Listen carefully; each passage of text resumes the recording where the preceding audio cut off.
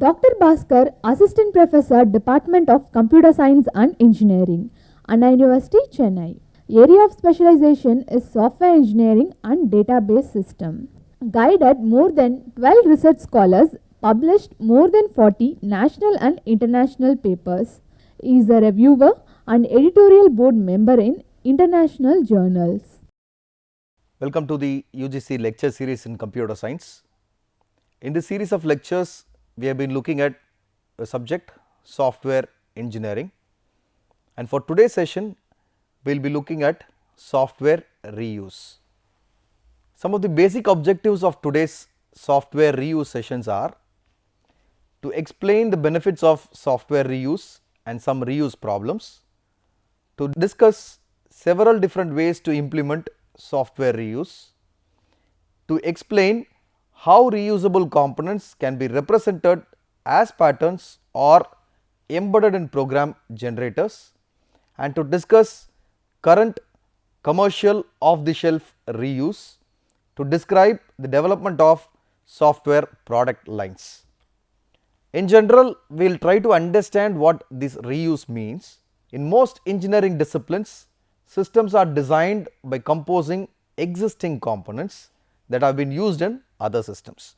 So, there is something that is already existing as a component, we may have to adopt those components, and with a slight bit of modification, we will try to use it for some other system. So, that is what is called basically a reuse. Software engineering has been more focused on original development, but it is now recognized that to achieve a better software more quickly and at a lower cost, we need to adopt design process that is based on systematic software reuse. Anything that is not systemized and it has been adopted as it is from the previous procedure, then it may not be reusable, it may not be a component of actually wanted for this particular system to be developed. So, something that has been taken away from there, now that we are reducing the time for the same component to be developed, we are reducing the cost for it to get developed. So, by where we get to reuse the actual software that we wanted to develop. So, reuse based software engineering has its application to the whole of application system may be reused either by incorporating it without changes into other systems or by developing application families. So, the first level of system we call it as commercial off the shelf reuse or by developing application families. The second type of reuse might be a component reuse, which is just a module or a simple process that is being reused in the second software. So, components of an application from subsystems to the single objects may be reused. So, this is one kind of reuse. The other kind of reuse being taking out the entire application as it was developed for different purpose, now using it for this kind of a product. The other reuse is of object and function reuse, where the software components that implement a single well defined object or a function may be reused. Some of the different approaches and problems pertaining to reuse is going to be the discussion in the next session. We will be discussing on the design patterns, component based development, application framework, legacy system wrapping, system oriented systems. So, these are some of the approaches towards development of reuse. As of design patterns are concerned, generic abstractions that occur across applications are represented as design patterns that show abstract and concrete objects and interactions. So, with regard to design patterns will be very distinct in terms of representing it as objects and its integrations. Whereas, when it is in terms of component based development, systems are developed by integrating components which are said to be as collection of objects that conform to the component model standards. Some of the application frameworks which require collection of abstracts and concrete classes that can be adapted and extended to create application systems. And legacy system wrapping, legacy is something that is maintained as a warehouse. Say for example, 10 years down the line, how exactly the application got developed. So, those things I am trying to wrap it on top of what is to be developed as of now. So, legacy systems that can be wrapped by defining a set of interfaces and providing access to the legacy systems through these interfaces. So, now that legacy systems are those that are available already, now I am trying to provide an interface between the newly developed system to the legacy systems. Service oriented systems. Systems are developed by linking shared services that may be externally provided. So, the other kind of approach is something like application product lines, commercial off the shelf integration, configurable vertical applications, program libraries, program generators, aspect oriented software development and so, where in the application product lines an application type is generalized around a common architecture, so that it can be adopted in different ways for different customers. So, how the first level of customer, say whenever we go to a supermarket, we see different applications running on different machines or different supermarkets. It is not the standard application which is getting deployed on all the supermarkets. Say one group of supermarket is operating on one kind of a platform, the other group of supermarket is operating on the other kind of a platform, but then these two applications are to solve same purpose. So, now this kind of an application is called application product line, which gets reused. So, commercial off the shelf integration systems are developed by integrating existing application systems, and configurable vertical applications are a generic system that is designed so that it can be configured to the needs of specific system customers. Say if a group of customer require their product to be developed in this manner, say most of the R&D based applications require these sort of configurable vertical applications, where their requirements are very much limited, very much prescribed. They wanted only these requirements, accordingly the systems are developed. Program libraries, where the class and functional libraries implementing the commonly used abstractions are available for reuse. Program generators, where a generator system embeds knowledge of a particular type of application and can generate a system or system fragments in that particular domain. Aspect oriented software development, where shared components are woven into an application to different places when the program is compiled. Say what aspect this particular product need to be developed. So, where I share a group of components, there are a group of components which comprise as a process and it has been developed as a product. Now that to what group of audience I am to address to, I will add up my components so that it addresses to only those sort of audience. As part of the same reuse, I might come across with different problematic areas. So, one of the problematic area being the increased maintenance cost. Say already some product got developed and I am trying to reuse the same product that got developed before. So, now for the previously developed product I would have maintained a cost for it. Now, if it is getting adopted purely, now this requires an additional cost plus the maintenance cost for the previous version developed. If the source code of a reused software system or component is not available, then maintenance cost may be increased. Say if I wanted the source code to be replicated in this particular problem, if it is not available as such as it is required for this particular problem, then the maintenance cost obviously increases. As the reused elements of the system may become increasingly incompatible with the system changes, and lack of tool support.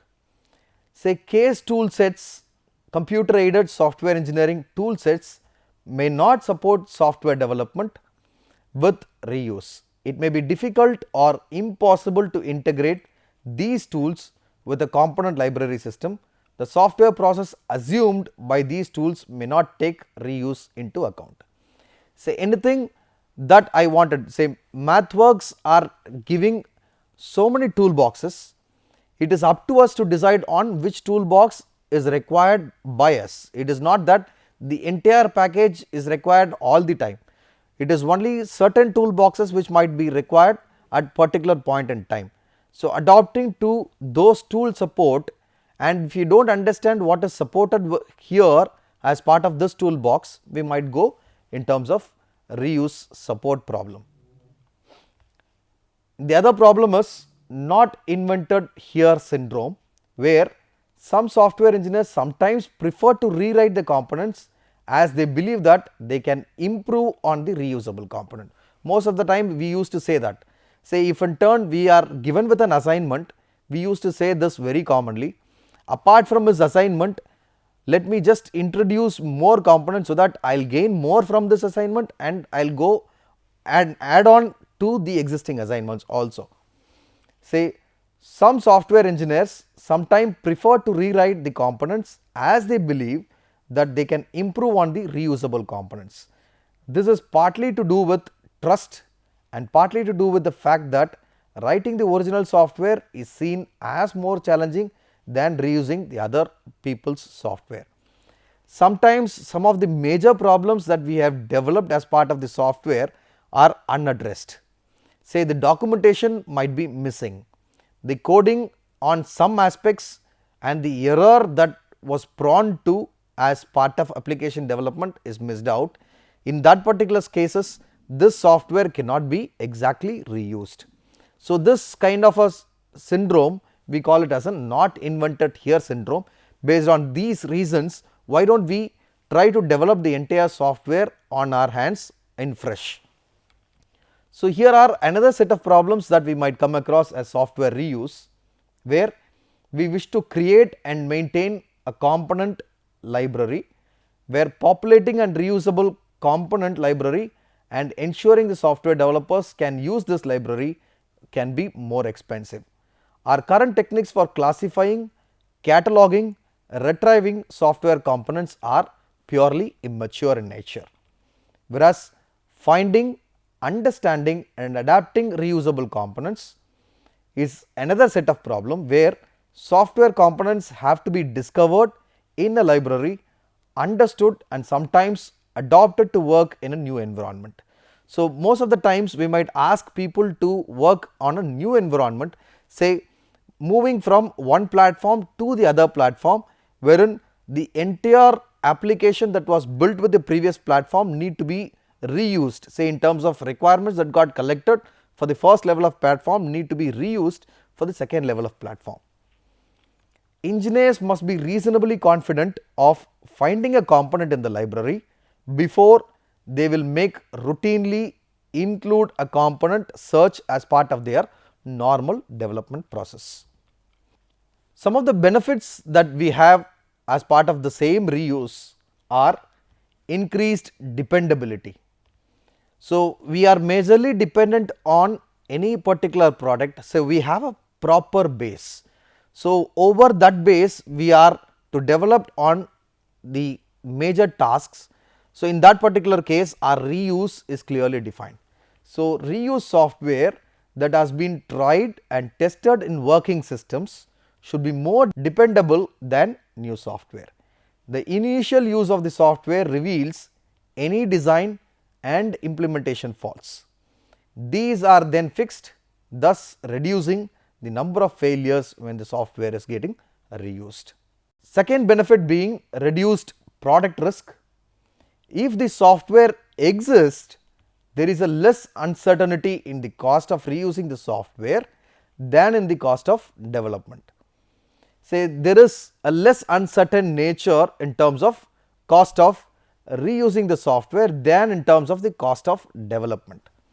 This is an important factor for project management, as it reduces the margin of error in the project cost estimation. So, when we were planning in terms of PERT, program evaluation and review technique, where again we computed the cost and the overall completion period for the entire phase, where again we might have a reduced process risk. So, this particularly is true when relatively large software components such as subsystems are being reused. Let us have a small break here.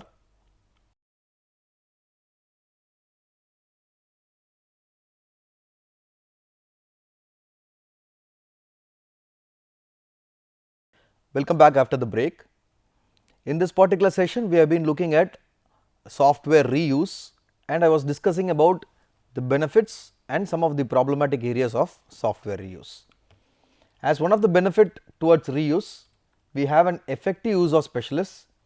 So, instead of application specialists doing the same work on different projects, these specialists can develop reusable software that can encapsulate their knowledge. Seen to that, they have a less time, less cost and less maintenance also. So, some of the standard compliance being the other benefit with an accelerated development. Some standards such as user interface standard can be implemented as set of standard reusable components.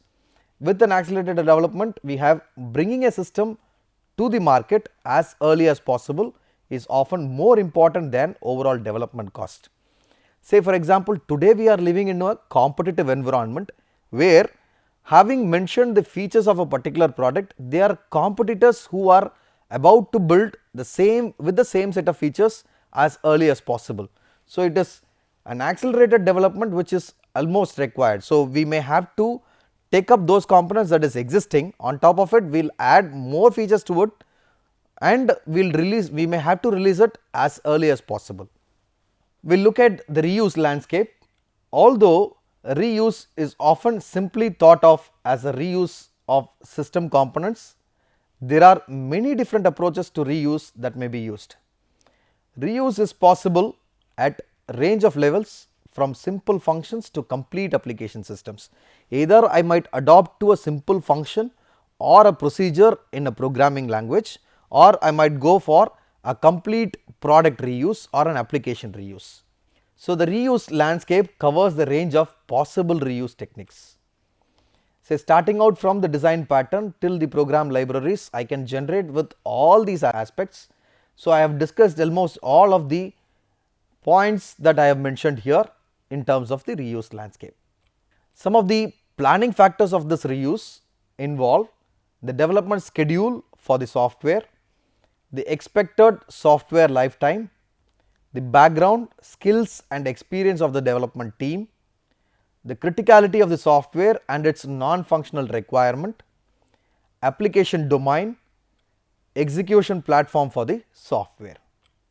So, this is one thing that is relating to the software reuse, but there are certain concepts that are to be reused.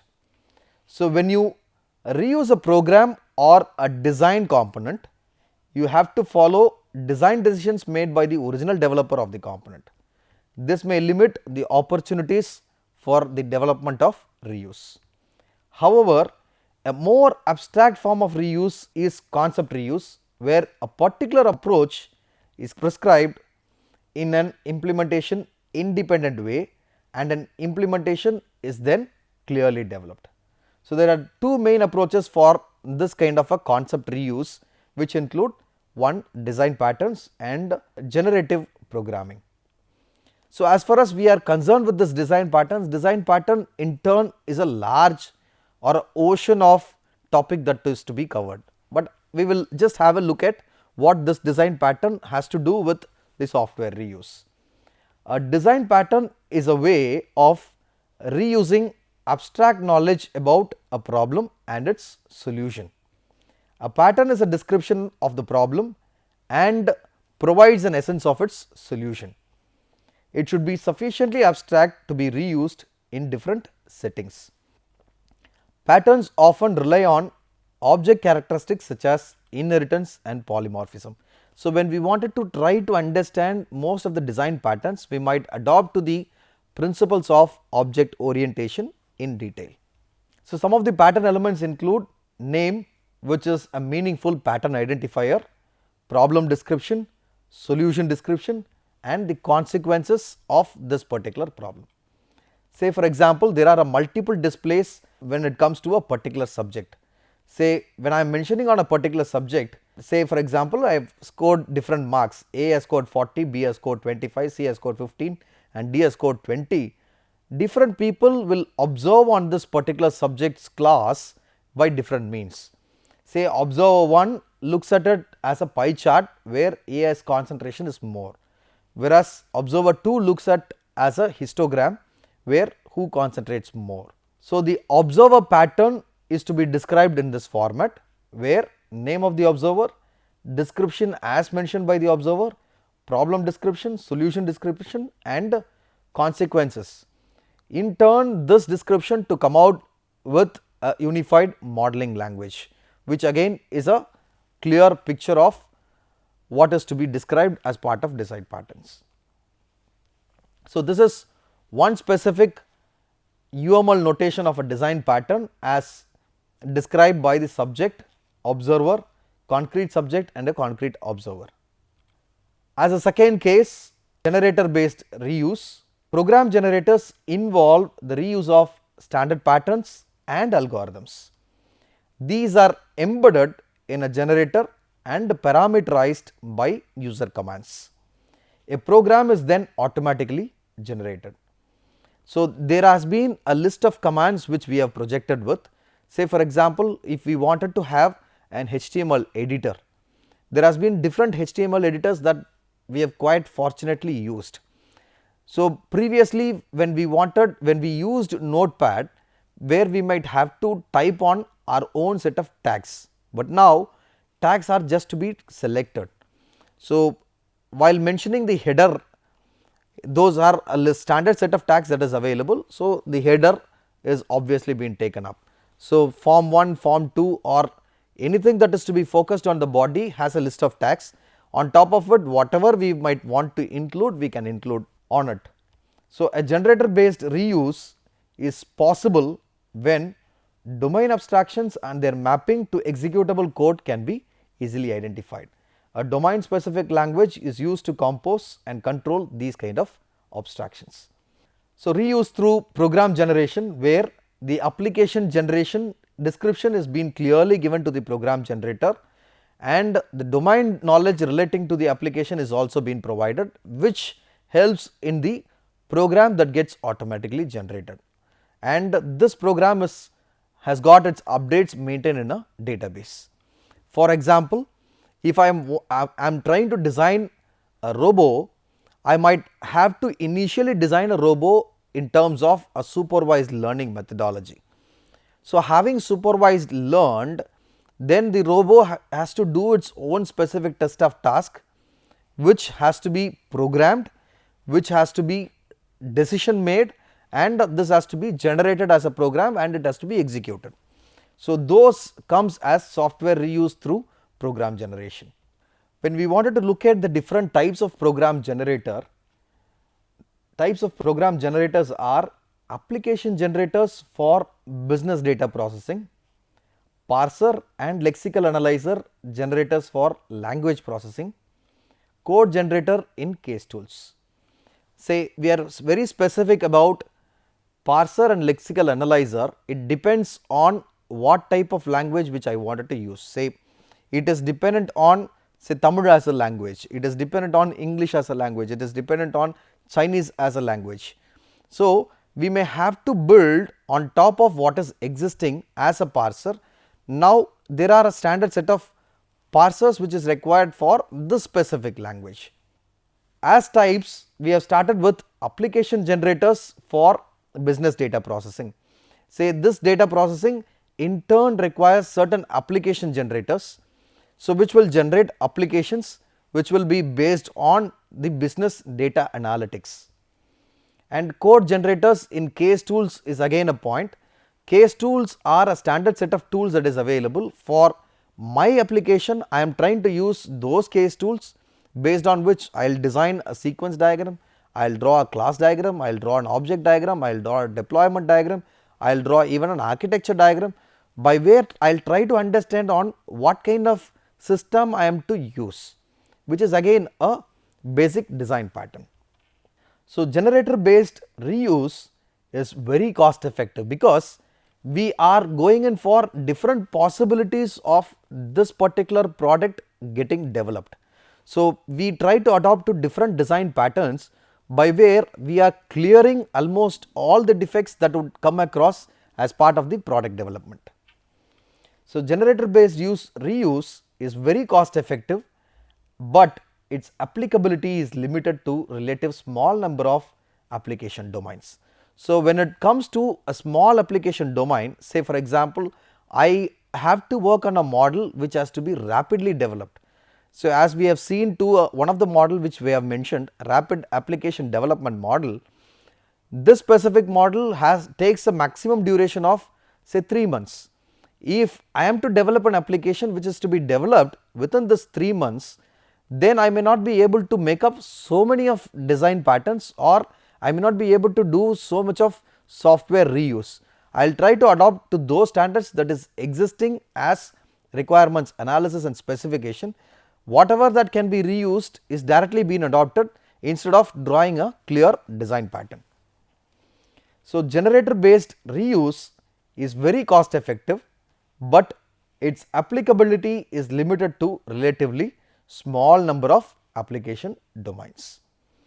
It is easier for end users to develop programs using generators compared to other component based approaches to reuse.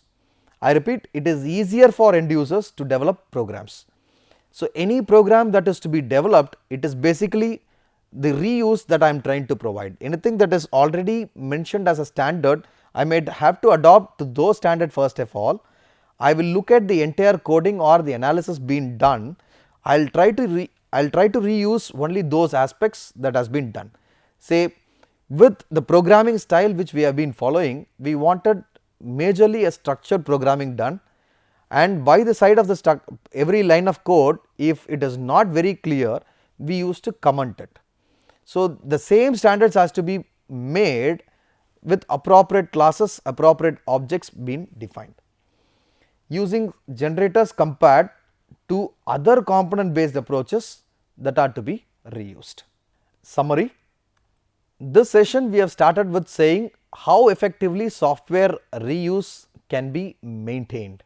So, we have described with reuse approaches, major problems that we have come across in terms of reuse, and some of the very good benefits that we have seen for a reuse, and in turn I have explained you about the entire landscape of the reuse principle, where we have aspect oriented systems, artifacts and different approaches towards the reuse. Advantages of reuse are lower costs, faster software development and lower risk, but then we may have to check on other aspect called maintenance. So, having reused the entire component, it should not lead us to more maintenance time or cost. Then we looked at design patterns which are said to be highest level of abstractions that document successful design solutions. Program generators are also concerned with software reuse. The reusable concepts are embedded in a generator system. Questions for this particular session: highlight the major problematic areas of software reuse. Mention some of the benefits of software reuse. Draw the landscaping technique of software reuse. Thank you.